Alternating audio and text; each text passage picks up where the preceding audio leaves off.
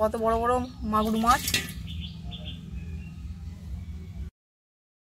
বন্ধুরা ঝোল ফুটে গেলে এইভাবে জিরে গুঁড়ো দেবেন, দেখবেন ঝোলের স্বাদ আরও বেড়ে যাবে। আর এরকম গরমকালে পাতলা ঝোল ভাত খেলে একবারে জমে যাবে। নমস্কার বন্ধুরা, আমার রান্নাঘরতে আপনাদের সকলকে স্বাগত জানাই। দেখুন বন্ধুরা, আজ জ্যান্ত মাগুর মাছ নিয়ে চলে এসেছি। কত বড় বড় মাগুর মাছ। তা গরম তো পড়েই গেছে, পটল দিয়ে ডাঁটা দিয়ে পাতলা করে ঝোল করবো, পেটও ঠান্ডা হবে, এমনি খেতেও ভালো লাগবে। চলুন তাহলে মাছগুলো বেছে নিই। আর এখানে শিঙি মাছ একটা আছে আর কই মাছ আছে, এগুলো তাহলে সব একসাথে মাছগুলো বেছে নিই। তো এদিকে তো ঝোলের সবজি নিয়ে নিয়েছি, ডাঁটা, বেগুন, পটল, আলু, টমেটো, পেঁয়াজ, আদা। ঝোলের সবজি তো নেওয়াই হয়ে গেছে, তো এগুলো কেটে নিই। এবার মাছগুলো সব কেটে নিই এক একটা করে। এইভাবে কাঁটাটা ঠুকে ঠুকে কেটে নিলে, কাঁটাটা শক্ত, এইভাবে কেটে নিচ্ছি।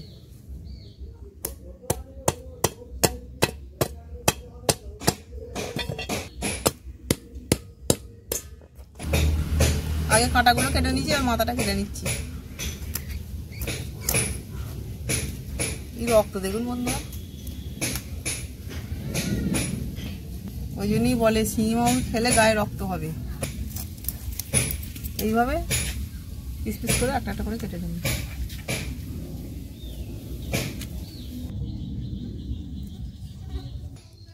লাস্টটা বন্ধু এইভাবেই কাটবেন, ধারগুলো কাটার দরকার নেই। মাথাটা খালি কানকগুলো কেটে নেব।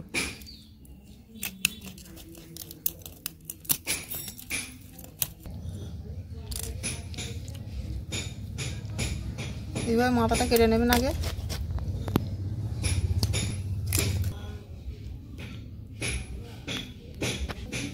পিসগুলো সাইজগুলো দেখুন কি বড় বড়,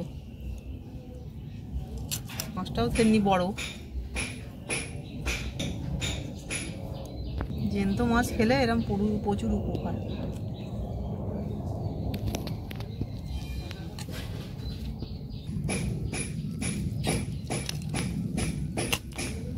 বন্ধুরা, মাছ ধুয়ে নিয়ে নুন মাখিয়ে নিয়েছি, এবার তেলে ভেজে নেব। মাছ ভাজার জন্য কড়াই তেল দিয়ে দিচ্ছি। তেল গরম হয়ে গেছে, 1 চামচ হলুদ দিয়ে দিচ্ছি তেলের মধ্যে। তেল গরম হয়ে গেছে, মাছ ছেড়ে দিচ্ছি একটা একটা করে।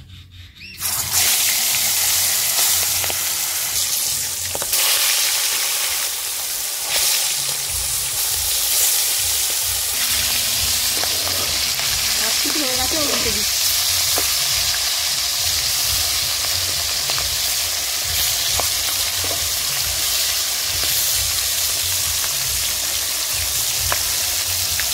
মাছগুলো বেশি লাল করে ভাজবেন না, জ্যান্ত মাছ তো ঝোলের মধ্যে টেস্ট পাবেন না।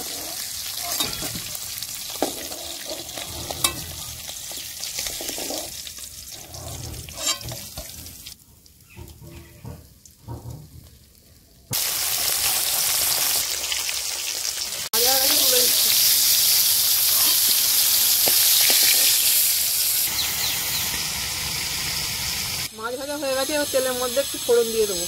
পাঁচফোড়ন, তেজপাতা, পটলগুলো আগে দিয়ে দেবো। একটু পটলগুলো হালকা করে দিয়ে দেবো। ডাঁটাগুলো এর মধ্যে দিয়ে দিচ্ছি, একসাথে ভেজে নিয়ে। ডাঁটা আর পটলের একটা ফালতুনি গন্ধ আছে, তাই একটু আগে ভেজে নিই। পটল আর ডাঁটা ভাজা হয়ে গেছে, তুলে দিচ্ছি।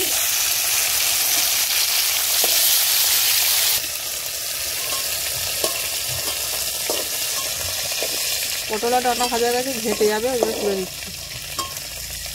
এবার এই তেলে আলুগুলো দিয়ে দিচ্ছি। এবার নুন দিয়ে দিচ্ছি।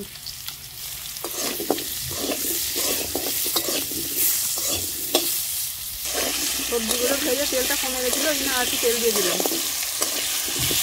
এবার পেঁয়াজগুলো দিয়ে দিচ্ছি, কাঁচা লঙ্কা দিয়ে দিচ্ছি।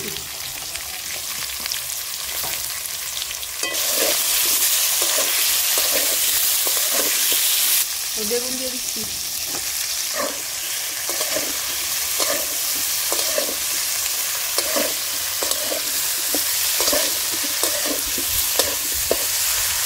বেগুন আলু একসাথে ভেজে নিয়েছি, এবার আদা বাটাটা দিয়ে দেবো।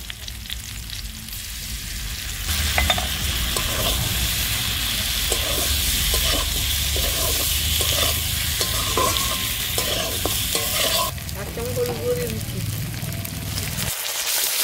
এক চামচ লঙ্কা গুঁড়ো দিয়ে দিচ্ছি। মশলাটা অল্প করে জল দিয়ে দিচ্ছি, মশলাটা পুড়ে যাবে। মশলাটা যাতে পুড়ে না যায় তার জন্য একটু জল দিয়ে একটু কষে নিচ্ছি। টমেটো কুচি দিয়ে দিচ্ছি।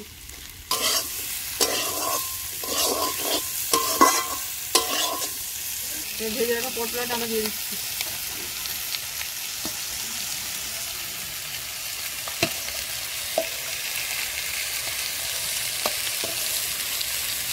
সবজিটা একটা দিয়ে নিয়ে নিচ্ছি, আলগা সেদ্ধ হয়ে যাচ্ছে। সবজি আলুনি হয়ে গেছে, এবার জল দিয়ে দিচ্ছি। আর জলটা আপনারা আপনাদের ঝোলের পরিমাণ মতো দেবেন। পাতলা খেতে চাইলে একটু জলটা বেশি দেবেন, আর গাঢ় খেতে চাইলে একটু জলটা অল্প দেবেন। কিন্তু জ্যান্ত মাছের ঝোল পাতলাই ভালো।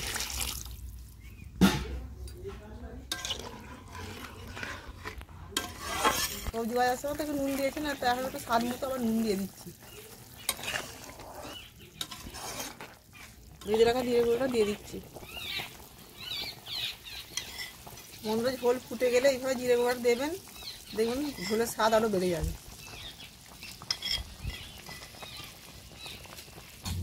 আমি এইভাবে ঝোলটা রান্না করছি, আপনারা সেইভাবে একটুখানি টিপসগুলো দেখে দেখে বুঝে বুঝে করবেন, দেখবেন ঝোলের স্বাদ আরও খুব সুন্দর হবে।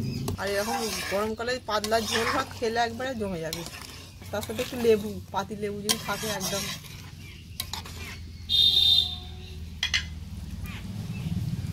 ঝোলটা কালারটাও খুব সুন্দর হয়েছে।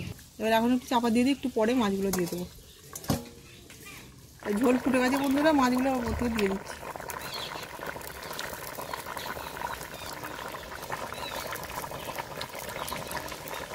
এবার ধনে পাতাগুলো ওপর থেকে দিয়ে দিচ্ছি।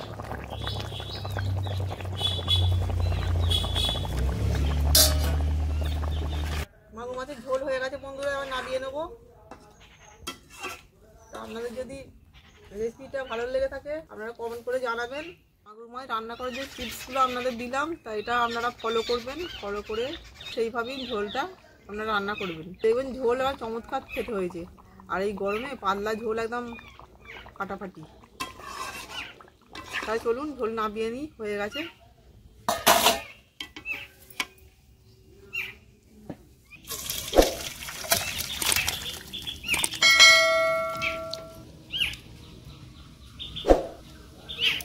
বন্ধুরা, ভিডিওটা আজকের মতো এখানে শেষ করছি। সবাই ভালো থাকবেন, সুস্থ থাকবেন। ভিডিওটা দেখার জন্য ধন্যবাদ।